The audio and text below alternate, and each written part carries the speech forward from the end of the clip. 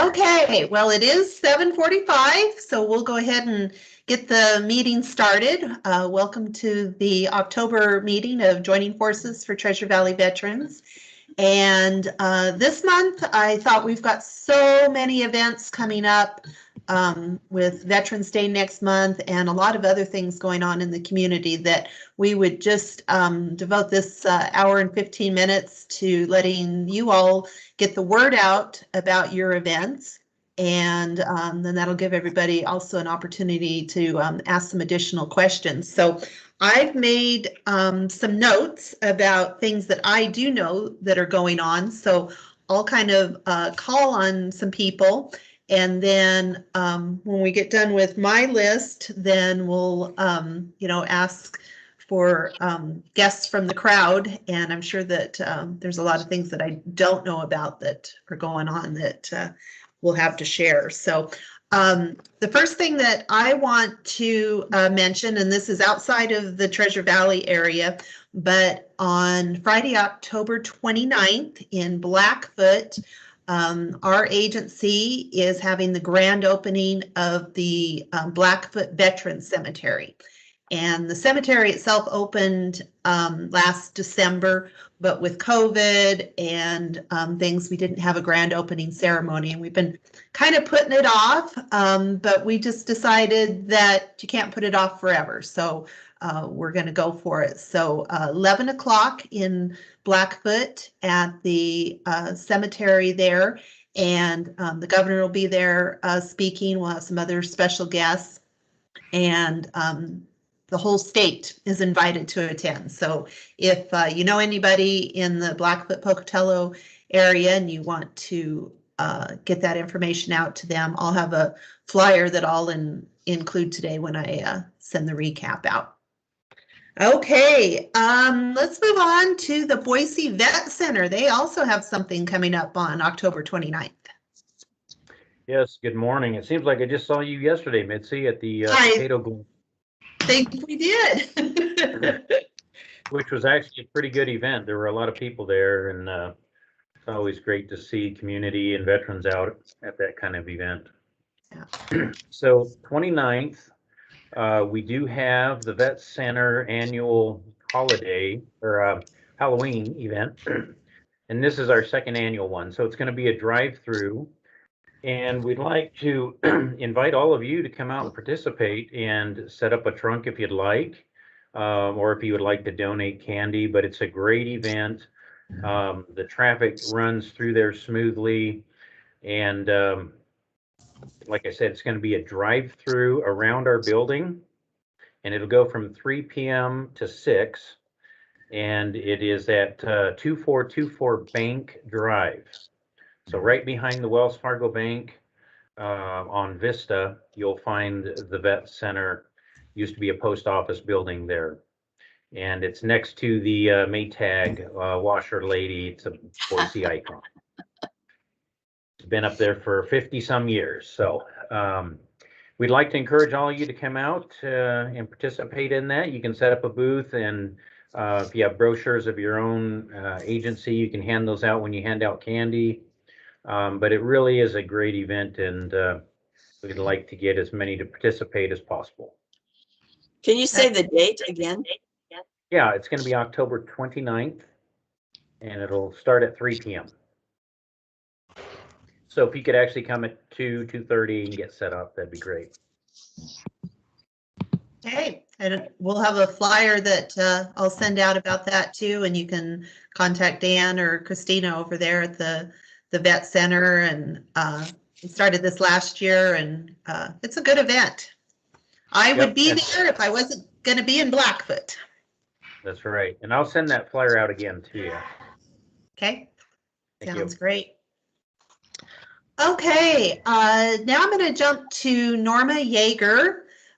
She is representing the film I Married the War. And for those of you that don't know Norma, she was one of our founding members of Joining Forces over 10 years ago. So she doesn't make it to the meetings very much anymore, and I miss her tremendously, but we're so glad to have you here today, Norma.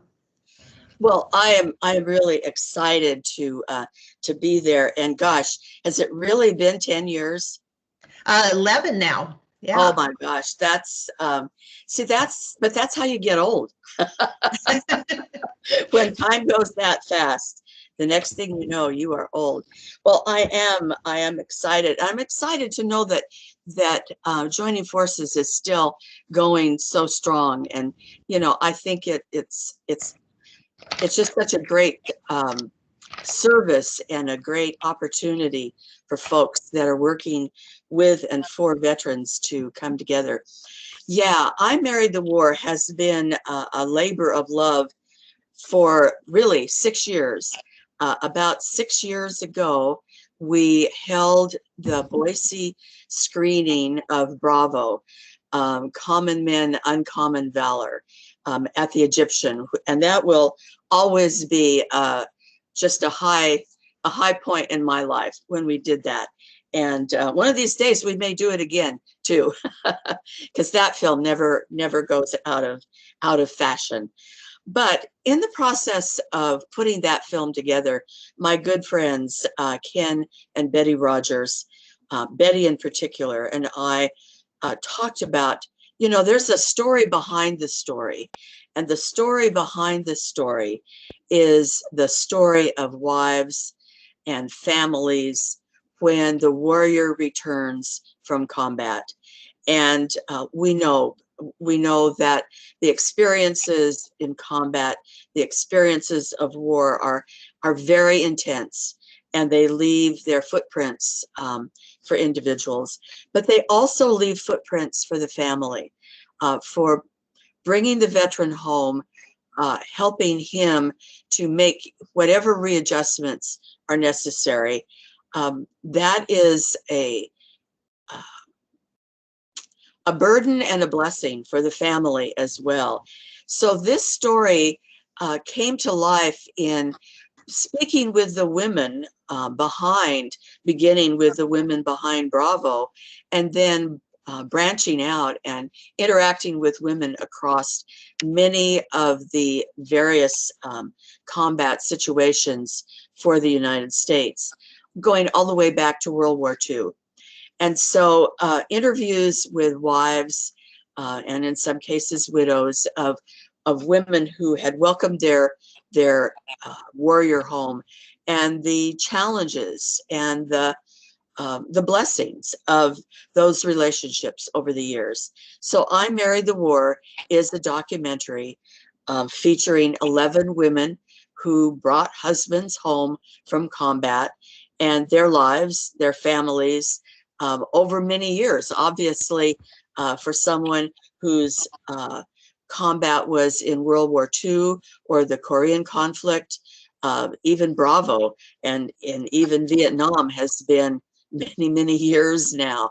And so this documentary is very, very important. It tells a story that largely has not been told. It provides an in-depth understanding of kind of looking behind that curtain that we so often see. So on November 6th, starting at, it's going to be a virtual premiere, and the film has been honored in 4 major film festivals, including Paris, New York City, Beverly Hills, and this film will be shown virtually in a premiere beginning at 7 p.m. Eastern. And of course, for us, that's 5 p.m. Mountain Time. And it really will be a great opportunity to see the film and to understand more about this part of the story, and to make a contribution if you choose to a program that the Elizabeth Dole Foundation, which serves families of veterans. We'll be getting information to Mitzi, and I know she'll be willing to send out the link so that you can see the film, can register. The cost will be $12, and we hope that you will all be able to join us for this what we've been waiting for, really, for 6 years to bring finally to the screen, and hope that you'll be able to be there with us. November 6th, 5 p.m. Mountain Time. That's a Saturday, so you can get your Christmas shopping done early and join us. Sounds great. I had the honor of being able to preview that film, and it is amazing. I would recommend it for everyone, not only if you're, have been a military caregiver, but a caregiver of any sort. I think that there's all the stories have something that hit a chord with you, and if you've never been a caregiver, I think that it's even more important that you see the film and understand, what goes on kind of behind the curtain. Things may look great on the outside. You think that somebody is doing well, but there's 24 hours a day that a caregiver and that veteran or someone else who may be sick is dealing with everything. And they've really showcased it very, very well in this film. Thank you so much, Mitzi. And in addition, November is National Family Caregiver Month. So this is kind of an acknowledgement of that. Following the film will be kind of a live presentation with some of the wives from the film. So questions people have, it's going to be a great opportunity. That sounds great. Yeah, there's a lot of amazing women in there. A lot with a sense of humor. Sally Jackson, widow of Medal of Honor recipient Art Jackson, is one of the women featured. And if you don't know Sally, she is a delight. So, okay, well, thank you, Norma. Okay, also on November 6th, you can get your Christmas shopping done. You could watch Bravo virtually. And then Gary Randall, what can everybody do that evening?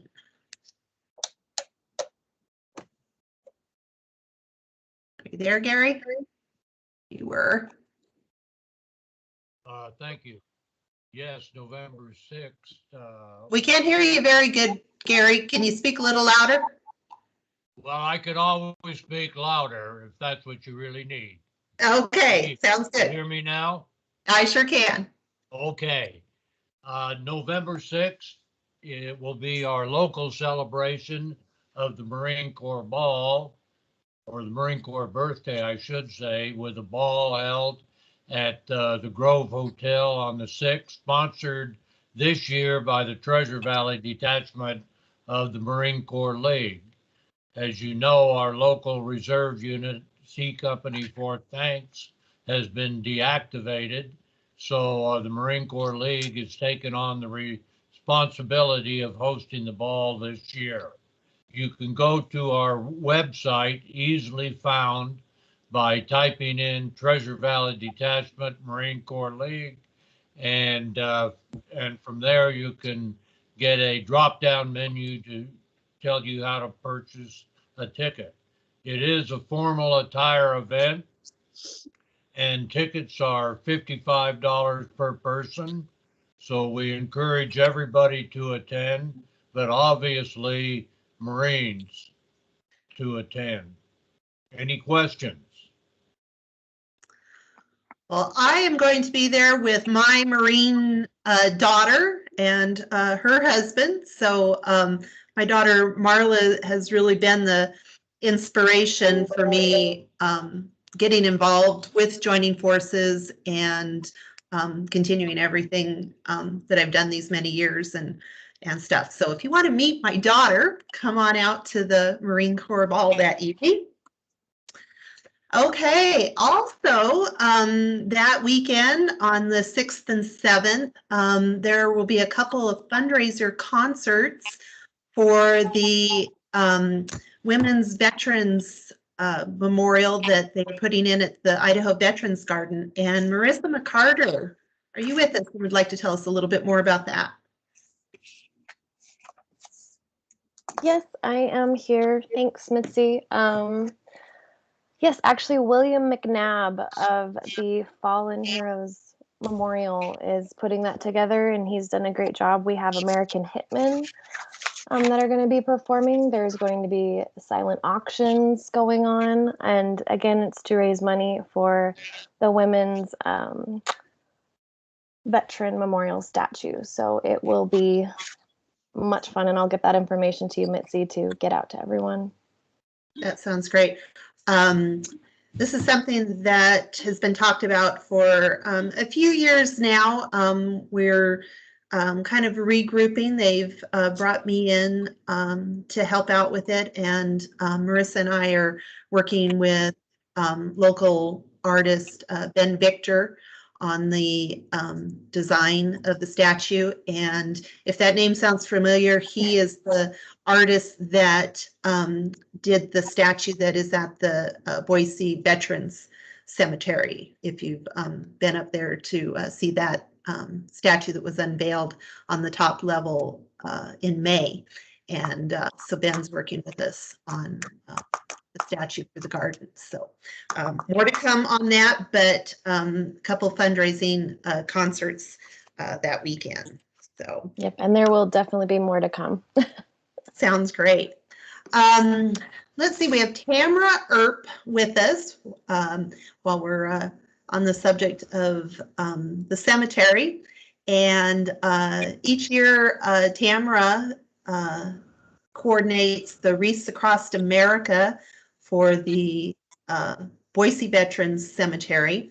And that'll be coming up in December, but we do have a deadline the end of November, I believe. Tamara, you want to tell us more about Wreaths Across America? Yeah, so thanks for having me this morning, Mitzi. So our ceremony this year is December 18th at 10 a.m. And for those that want to join, please arrive early because we get quite a few people in there and we try and park them as best we can and stuff. So the deadline for donations this year, and I'm about to put on the Facebook events here for that event in hopefully today or tomorrow. And so yeah, so deadline for that is always usually think of Thanksgiving. I try and tell people that, so that's kind of something they try to remember. But it's usually the Monday after Thanksgiving, so it's the 29th of November for deadline for this year. And then again, like I said, on Saturday, December 18th, we'll have our ceremony. It starts at 10 a.m. And then that's probably about maybe 30 minutes. And then right after that, we place the wreaths throughout the cemetery. That's great. And that deadline is to purchase wreaths, correct? Yeah, correct. And ways that people can donate, I will send out, there's a link on there where we get 3 for 2. Each wreath is $15. So a lot of people make a $30 donation, and then that usually gives us the 3 wreaths.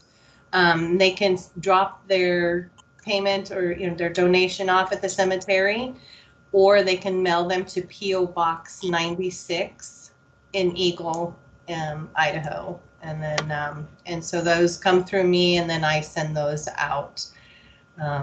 But as long as their donations are in my hands or made online by the 29th, they'll go toward this year. And right now we're right about 2,000 out of about 5,800 wreaths that we need. So right now we're starting to pick up, and we kind of usually see those lower numbers right now, and then they'll pick up, and hopefully we can get close to our goal, or if not meet our goal. So that's the ultimate thing, is trying to reach the goal so we can cover every grave marker. Well, and if you've never been out to the cemetery, either for the ceremony or after the wreaths are laid out there, it's very moving, and it's incredibly beautiful out there after all the wreaths are laid.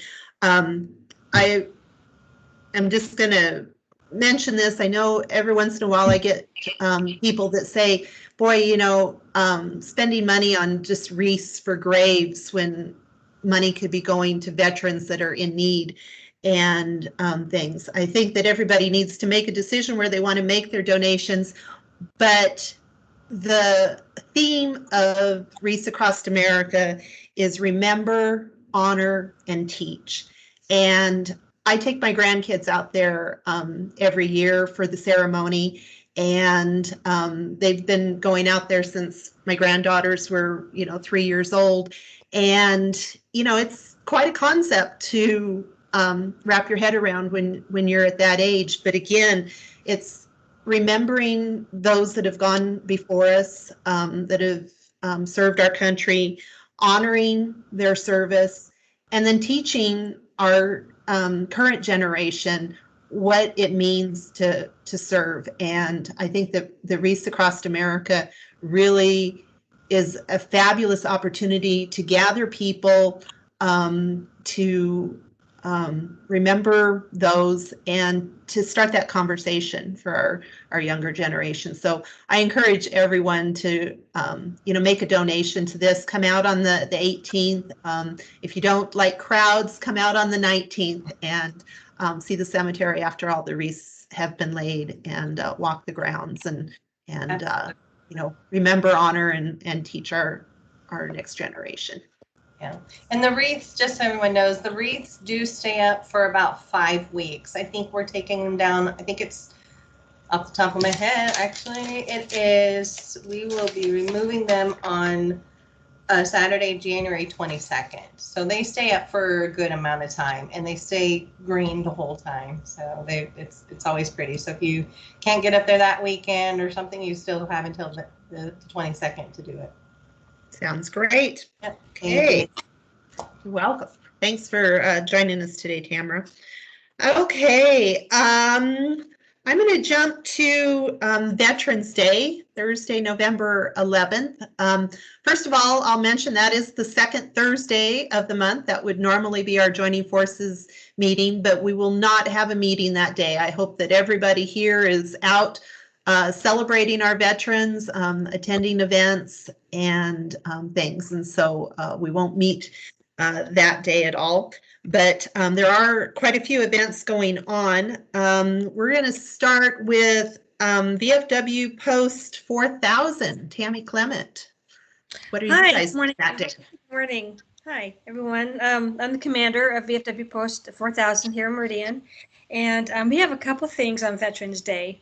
The first thing we have is our post in the American Legion will have a Veterans Day ceremony at the Rock of Honor at Kleiner Park. And that's at the Village, if you know where that is, at 11 o'clock. And then right after that ceremony, our post and CRM group, insurance group, we're having a Veterans Appreciation Barbecue. And we would like to show our appreciation for all that have served. We're going to have hot dogs, hamburgers, chips. We're going to have a lot of vendors coming.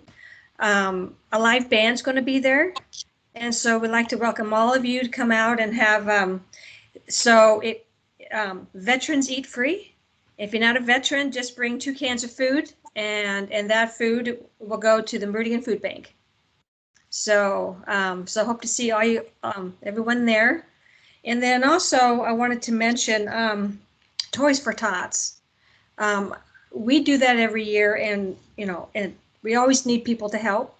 And so the dates for that, and I'll send this to you, Mitzi, too, in an email.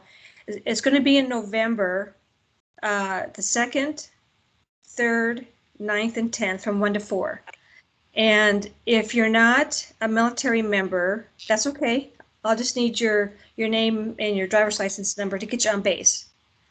And then if you can't come those days, it's going to be in December, from December 7th, 8th, 14th, and 15th from 1 to 4. So the Marines are really, needing some help getting those presents together for all the families and kids. So that's for Toys for Tots.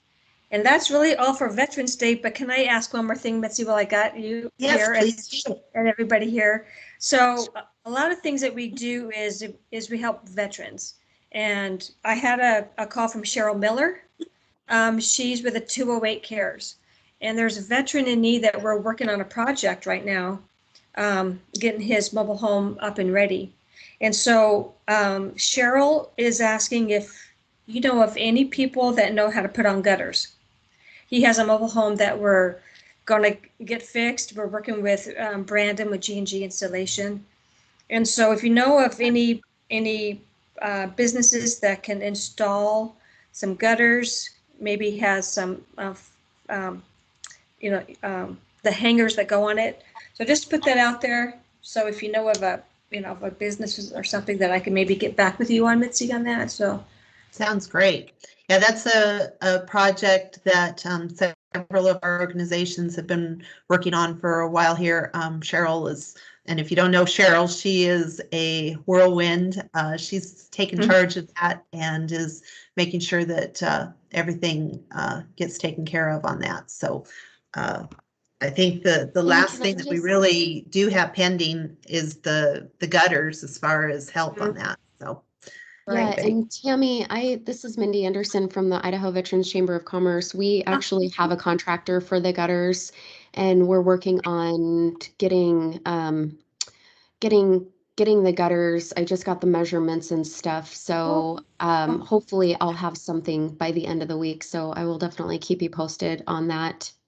Okay, that'd be great. And just so you know that that our post and maybe the Linesman College. Yeah. They have a criteria in their curriculum to do community service.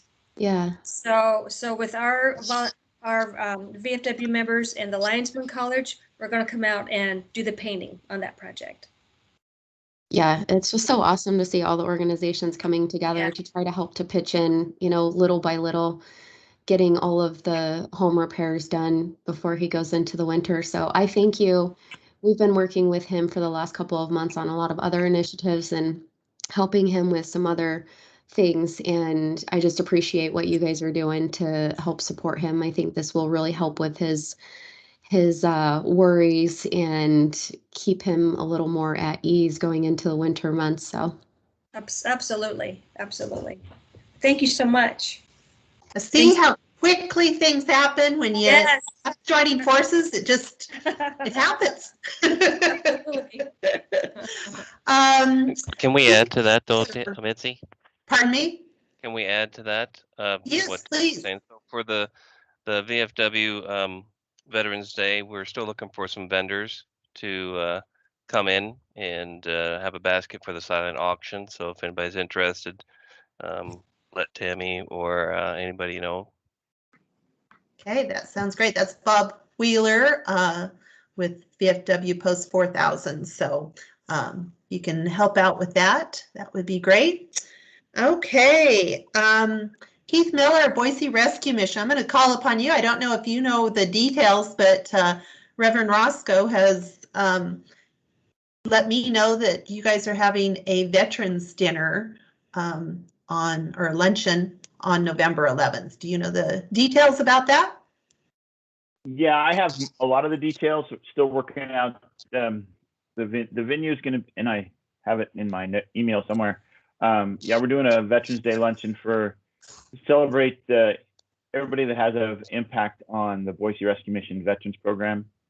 When I get to my email and find it, I will email the specific details. But it's a church, planned on being at a church there in Boise, and it'll be a really cool event. So we'll celebrate a veteran that has an impact that's been a part of the Veterans Program this last year, and then someone that's been a friend of the veterans for many years. It's really cool. I'm not sure I can divulge that one just yet. So okay, sounds good. We'll get the details out about that. Also on Thursday, November 11th at 11 a.m. on the Capitol steps, there'll be a ceremony there. I believe the governor is going to attend, and they will ring the bell 11 times at 11 a.m. So that's something else going on that day. And then unfortunately, we weren't able to pull off the Veterans Parade this year. It was on, it was off, it was on, it was off. And we worked with KTVB, and they are putting together a 30-minute program. They've interviewed some local veterans. Many of you submitted some short thank yous that we're including in that presentation, and that will be on KTVB Channel 7 at 12 o'clock on Veterans Day. If you would like to tune in, if you're not having lunch at the VFW or attending a luncheon with the Boise Rescue Mission, set your whatever you set nowadays. I don't know, your VCR, your digital, whatever, for noon on Channel 7 to record that. It's going to be great. It's all local stuff. Eleuterio from BSU, I'm going to call on you because I know that the Marine Corps League over in Caldwell is throwing an event on November 10th. Do you have more information about that? Actually, two things. One, I'll start with Boise State University. The Veterans Service Center will be providing a luncheon for 100 veteran students here on the campus.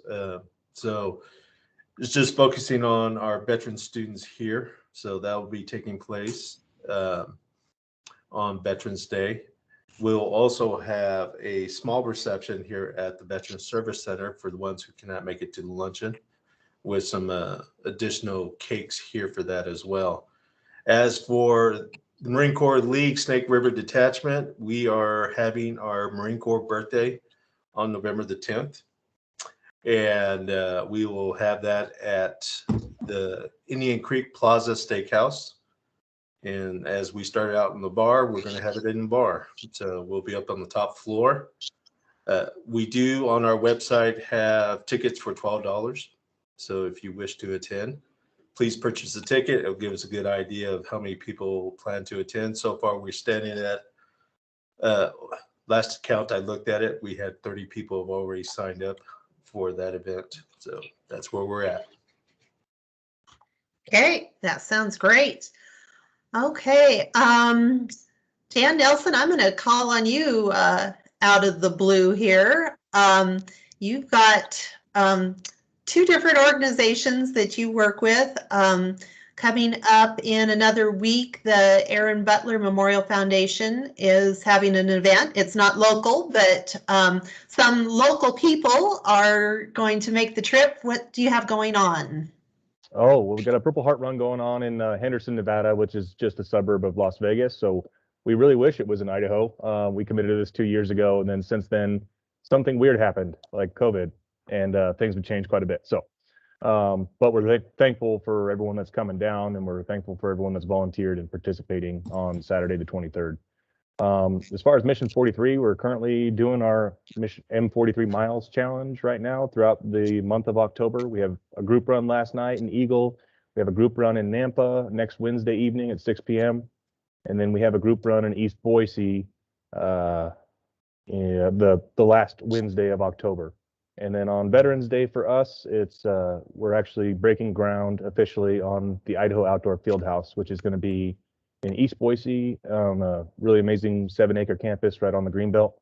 And we're extremely thankful that that's going to be the home for Mission 43 and the Challenge Athletes Foundation of Idaho. That's great. You guys have a lot of stuff going on. I'm going to make the trip to Vegas. I have not missed an Aaron Butler Purple Heart Run. So no matter where it's at, I'm going to be there. So I'm looking forward to that. Truly appreciate it. Thank you all for all the stuff you do for our community.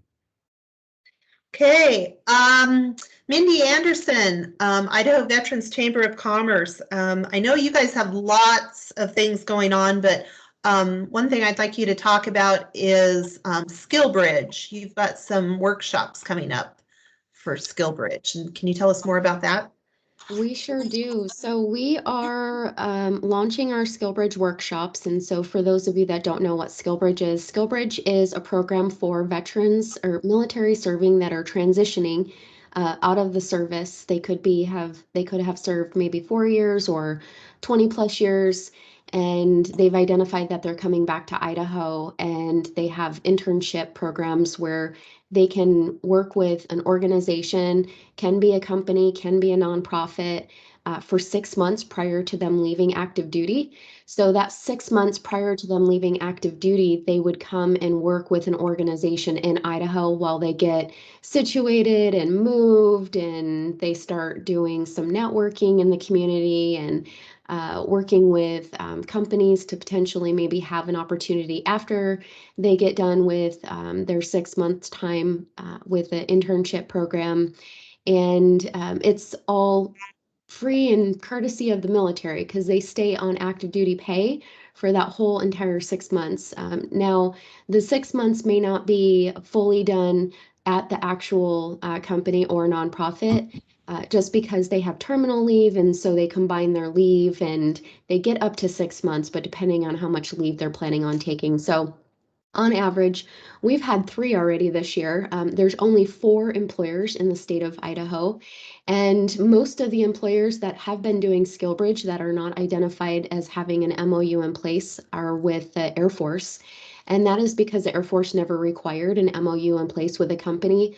Well, that changed on October 1st. So now all DoD services require that employers can't just whip up a training plan and say, yep, we'll accept you, and not go through the wickets of approving a checklist and all of that stuff and having an MOU in place. So that created the need to put together some workshops. So our SkillBridge interns are actually putting the workshops on because they're the most experienced. They've gone through the process and they understand what it looks like. And they will be helping to increase our employer network in the state of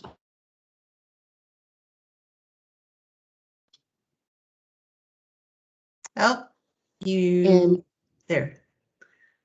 did you lose me? Yeah, for just a second. I think you're Oh, back. Okay.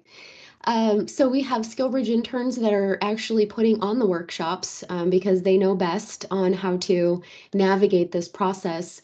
And then after the initial workshops of just creating the awareness with our employers and helping them understand what the process looks like, we'll support them in helping them build training plans that'll get approved by DoD to get the MOUs in place. And the MOUs go into effect for 2 years, and then you have to renew, which is essentially submitting and saying, yep, we're still doing SkillBridge, nothing has changed. And so our part in this is not to approve SkillBridge workshop or MOUs. Our role is to create the awareness for employers because we only have 4 in the state of Idaho, and we have 1 SkillBridge member a week right now reaching out to us, and they're coming from all over the globe, wherever they're transitioning from. We had one this week from Japan, Navy Japan, retiring out of there after 25 years.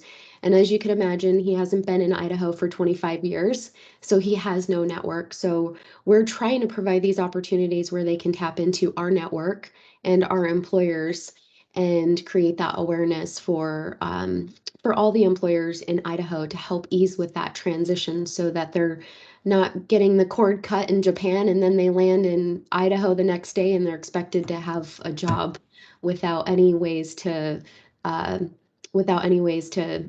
navigate the workforce in Idaho. So it's a great program. We have had, like I said, we've had 3 that have been with us because we got our MOU in place in the beginning of January. And we were the 4th employer to be on their website. But we mention this because if they're serving this nonprofit, they can serve other nonprofits.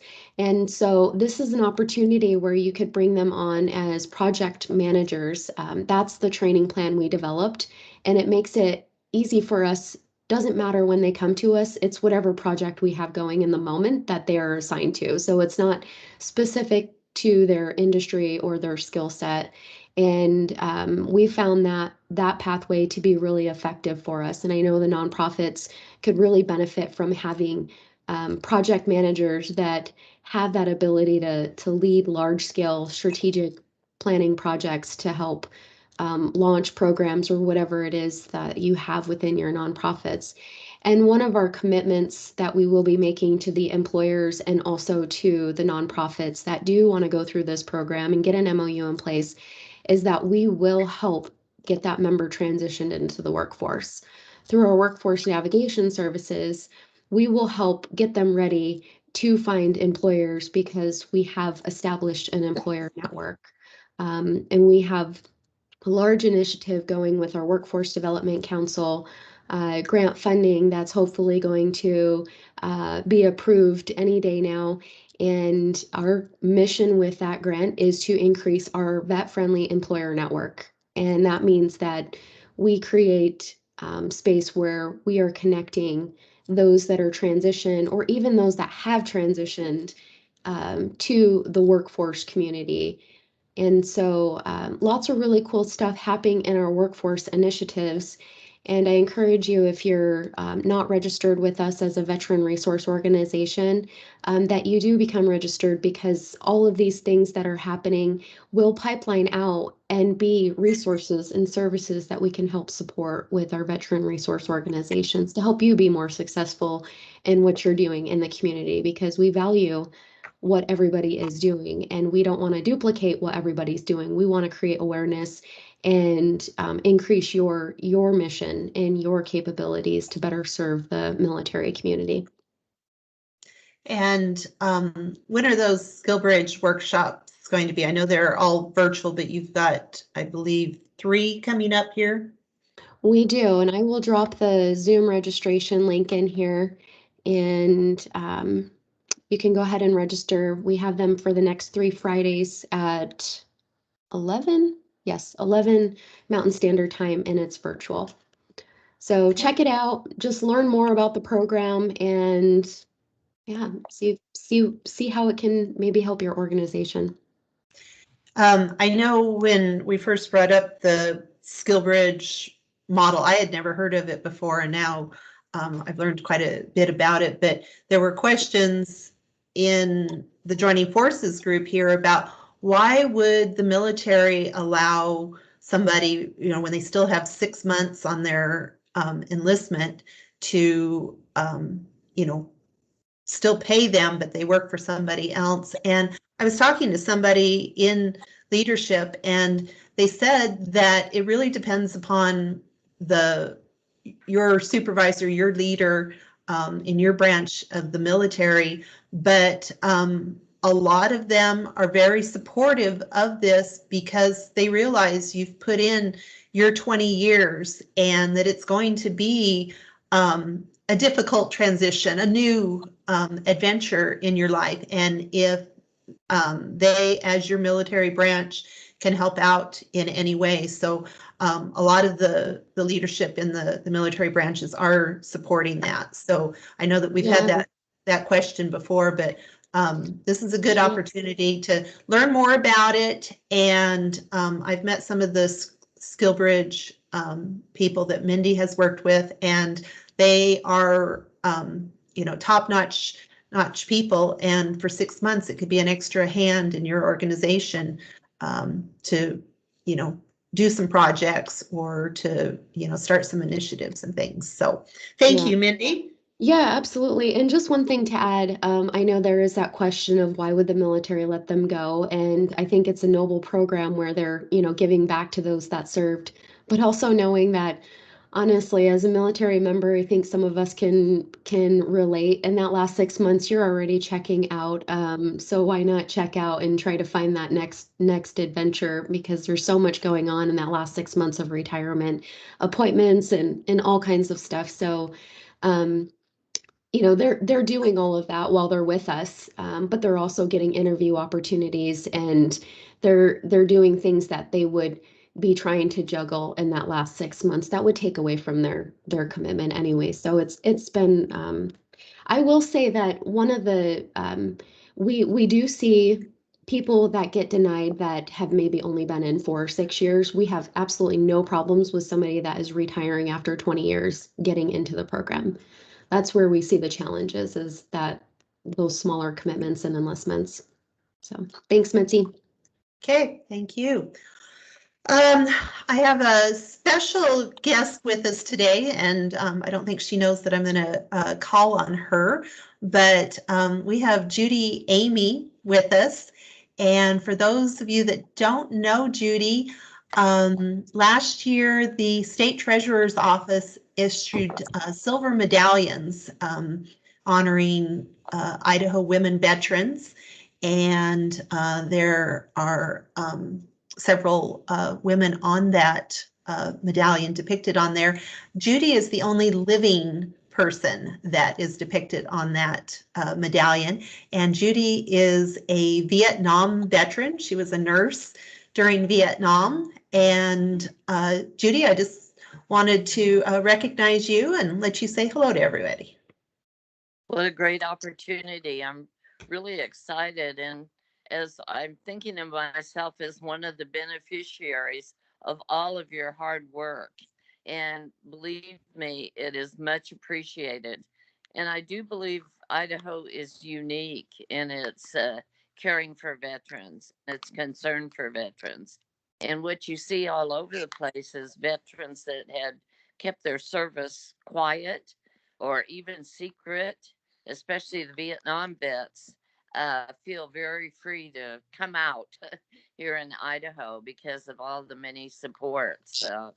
One of the things I've been doing recently is volunteering at the Warhawk, and it's so interesting because the other volunteers, have to tell their stories, and it's become like a center for vets to hang out and do something productive, but also an opportunity to share their experiences.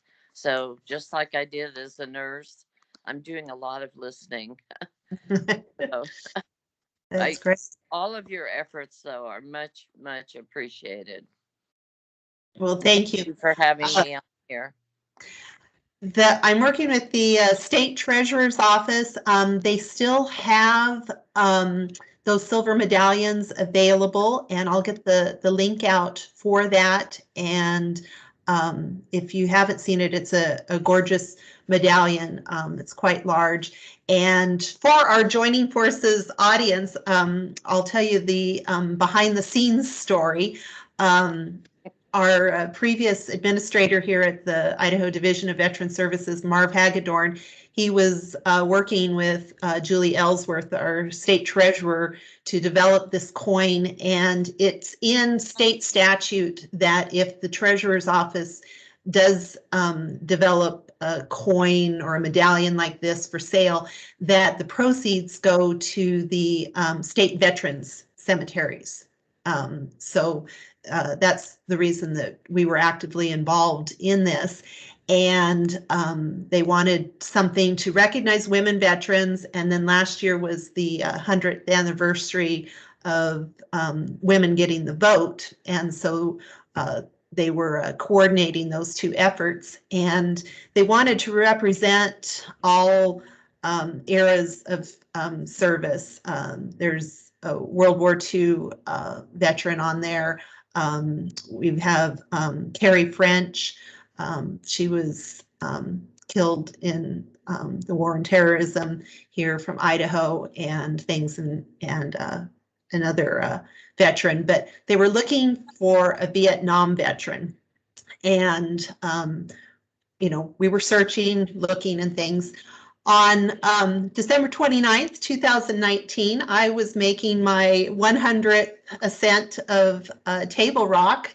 That had been my goal for 2019, is to do that 100 times. And Judy had never hiked Table Rock before, and so she came out that day to make my 100th hike with me. And Marv Hagedorn also came out, and they ended up coming up the tail end, hiking together. And by the time they got to the top, Marv said, make sure I have her information because we need to get her on that coin. So Judy says that either I'm to thank or to blame for all this publicity that she gets. Did you have to say the tail end? I had actually never hiked at all. And Marv kind of took me under his wing, and he'd say, gee, I think I need to rest for a minute and get a breath. And so I know I was the one that needed to rest for a minute and catch a breath. Well, it's an honorable thing to come up the tail end. If you ask Dan Nelson, I have the honor of being the tail end of the Aaron Butler run for every year. And that's why I'm coming to Vegas. Somebody has to bring up the tail end. So, okay. Those are all the events that I had on my list. Does anybody have anything that they would like to bring to our attention? Mitzi? Yes. Can you hear me? Yep. Okay, sorry. I'm actually driving to a veterans memorial at the Veterans Cemetery, so I apologize for any road noise, but I really didn't want to miss this.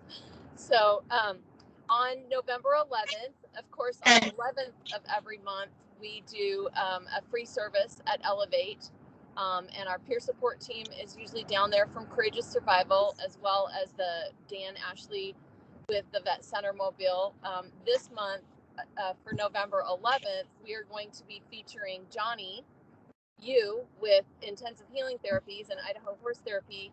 He's going to be doing breath work classes, and the free service is the Halo Room, the Himalayan Salt Room with Halo Generator, and it is extremely beneficial for respiratory post-COVID, sinus infections, allergies, asthma, and just being in the salt room itself is extremely relaxing. But we're going to be having a lot of fun there at Elevate. If anybody wants to come down, it'll be from 8 a.m. to 7 p.m. that day. And like I said, of course, we always have services free on every month, but you guys can also come down and get a pass for a whole week. Over $200 worth of services that you can come and do massage chairs and try floating and red light, pain light, all of those things for free for you guys and your spouses or significant other. It's pretty cool. Okay, and that's Jackie with Courageous Survival. Like she said, the 11th of every month at Elevate over in Nampa, they offer those free services. Dan Ashley's over there most months, and it's a good thing to go check out. They've got a lot of good healing therapies over there. Thank you, Jackie. Okay, anyone else?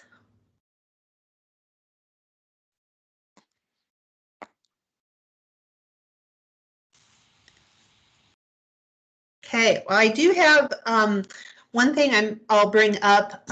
We are working on an employee wellness program at our state veterans homes, and we are starting at our Boise home, just like any other medical facility in our state right now. Our staff and employees at our state veterans homes are overworked, overstressed, that sort of thing. And they are really being troopers, working double shifts, taking care of our veterans there. And we are developing a wellness room for them, just a small room that they can go to when they're feeling extra stressed or just need to, take that 5-10 minutes to catch their breath and breathe and things. And so we are looking for donations for that room. Some of the suggestions were, aromatherapy lamp, soothing music, things of that nature. So if that is anything that you have ideas about or would like to make contributions to, please let me know. And, anything is within the realm of possibility on that. So just let me know on that. Let's see here. Anybody else? I know that there's lots of events going on.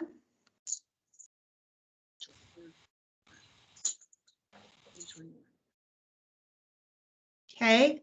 Something else I will bring up, several months ago, I put out a request for help. I have a Vietnam veteran, and he, for one reason or another, doesn't qualify for most services. He was in the Navy during Vietnam, but doesn't meet any of those thresholds for services. He needs to get both of his knees operated on, and he has that scheduled. But when he went in, and this is prior to this last wave of COVID, when he went in to do his pre-op preparation, he has really bad teeth, and he has reoccurring infections in his teeth. And they told him that he's going to have to get all of his teeth pulled before they can do the surgery on his knees, both knees, so that that infection doesn't keep coming back. I have a local company that will provide him with dentures in the spring.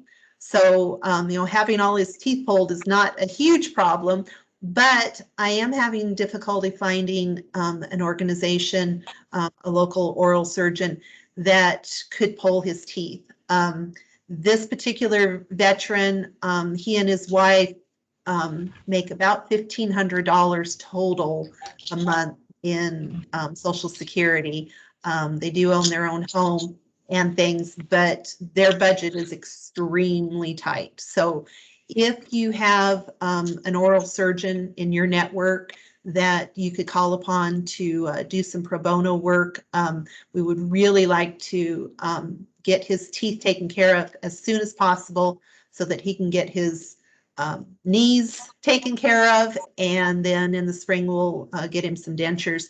I went to his home the other day, visited with he and his wife. Sweetest man you'll ever want to meet. Right now, he, because of his knees, he can barely walk. And his wife was near tears. She said that he used to get out all the time, volunteer in the community.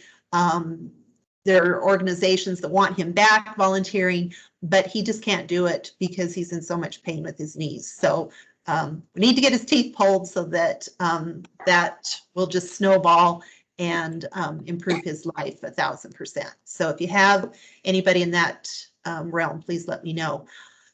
I also have a female Air Force veteran, and she needs her roof replaced.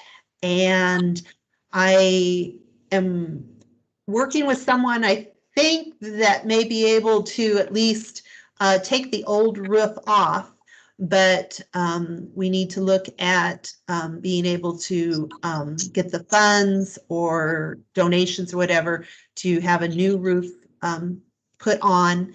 And I think that there's probably some other home repairs that she's going to need.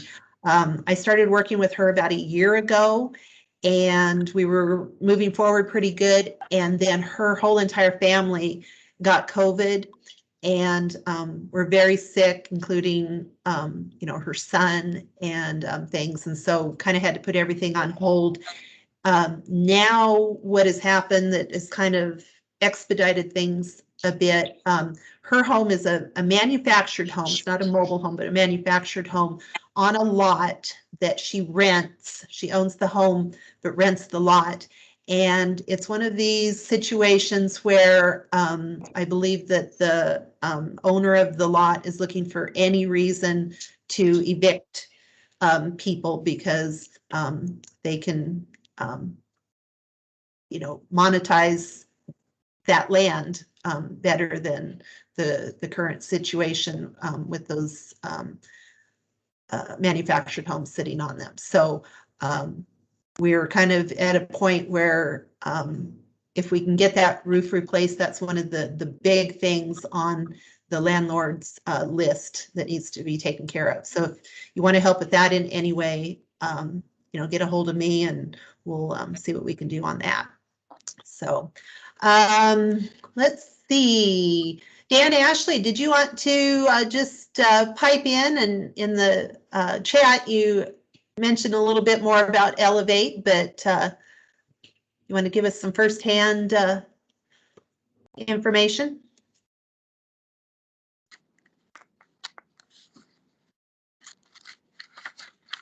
Stan's still with us. He may have put that in there right before he left. He said, just wanted to add that Elevate is a great facility that offers amazing calming therapy related sessions. If you go out there on the 11th, you will get to try one a month for free. Sorry, I'm multitasking here and covering the office as well. Okay, sounds good. Anybody else have anything that they would like to add? I have one thing, Mitzi, from Operation Finally Home. I know we put it out on social media. We also put it out on our email communications list, and then we sent it to some folks, but we have Operation Finally Home, which is headquartered out of Texas, but they have a builder here in the state of Idaho that is building a home that they want to gift as a free mortgage home. Of course, there is requirements for them to have to pay insurance and taxes, and so they will have to qualify to be able to receive the mortgage-free home. But they reached out to us and asked us if we could help get the word out, and this community here is a perfect community to reach out to any of your veterans that have combat-related injuries and they're rated 70% or more by DoD and or VA.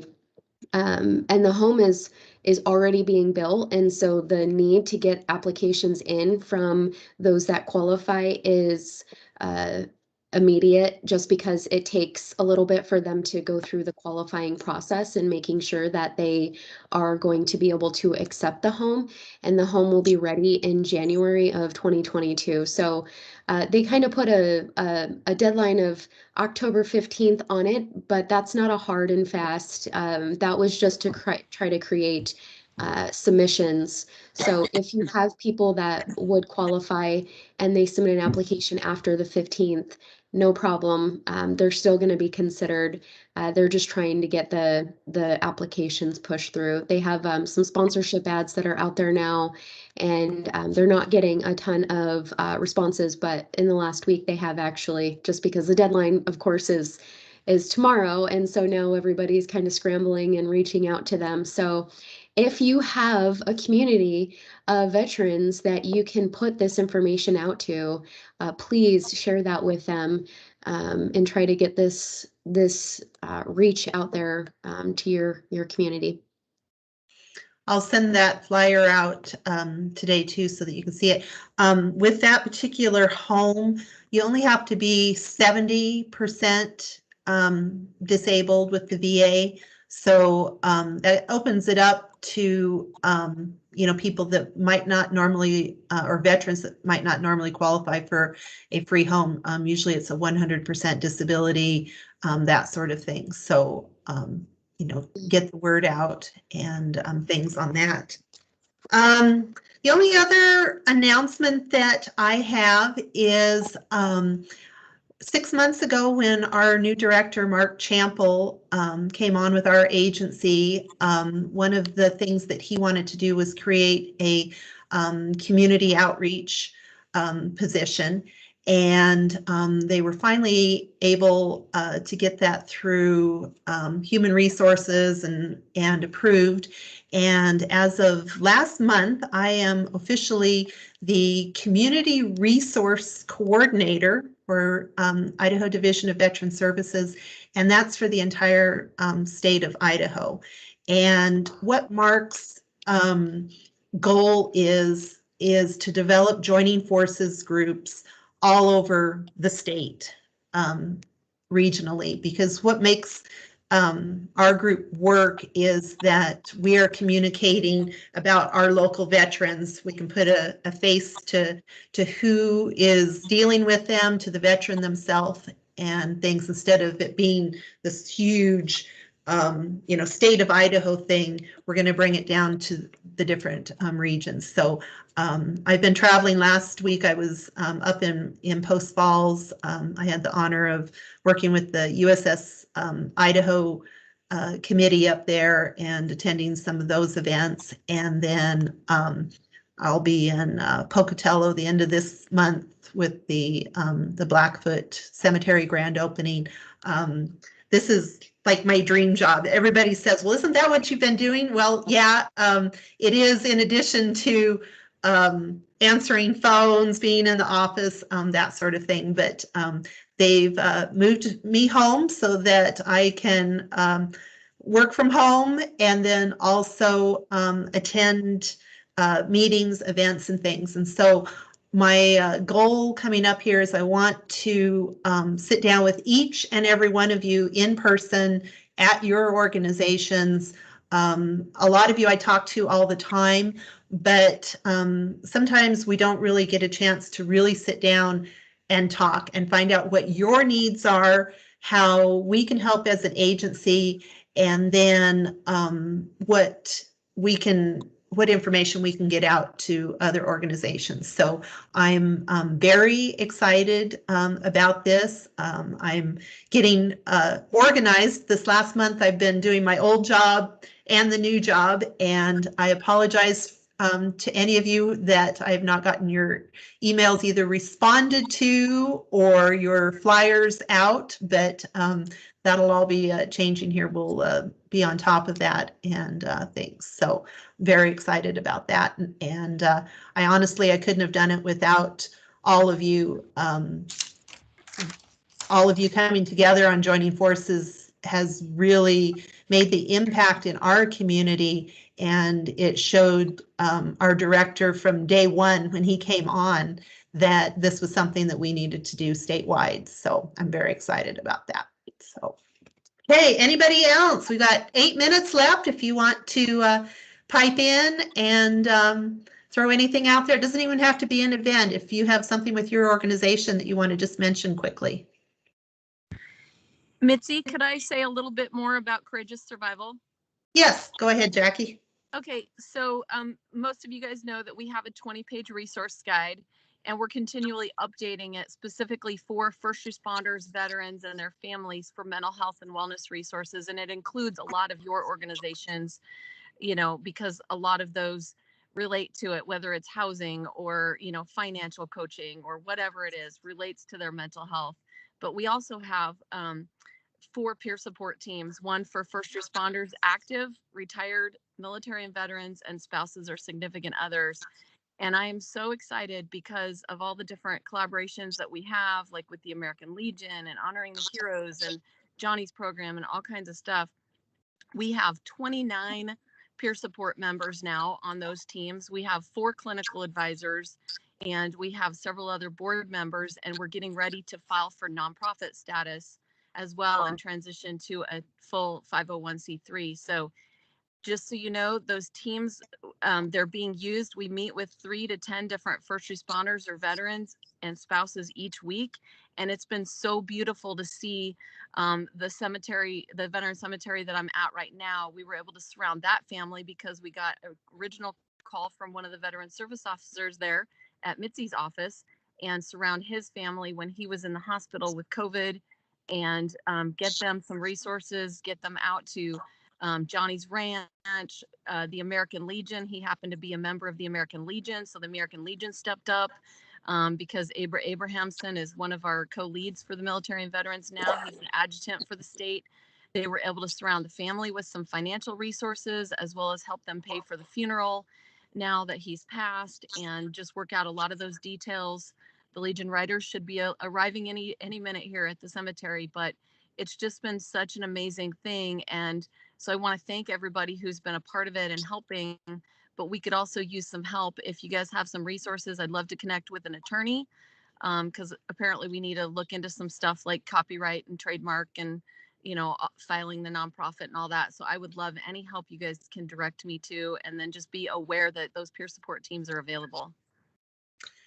Jackie, you need to be in touch with the Veterans Chamber of Commerce. They have an excellent lawyer that specializes in that, and I spoke with them at an event recently, so I'll make sure you two connect on that. So, okay. Thank you, Mitzi. Well, and with Courageous Survival, they focus on both veterans and first responders, and so many of our first responders are military veterans, and so they really have that double whammy of their experiences in the military and then the day-to-day experiences that first responders go through. And I don't think the general public has any idea of the stress and pressure that our police officers, firefighters, EMTs, and medical staff really go through every day. So our hats off to them, and thank you, Jackie, for looking out for them. So, okay, it looks like we're just about to 9 o'clock. Anybody else? Any last words or comments?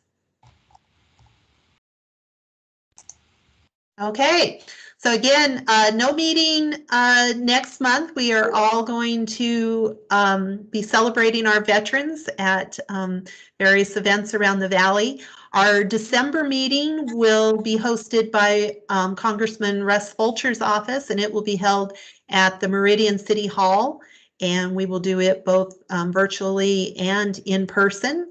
And we'll also have some other special guests there. So we will see you in December. I'm sure that we will all see each other quite a bit over the next month. I'm looking forward to all the events on Veterans Day. And thank you for all you do for our veterans in the community.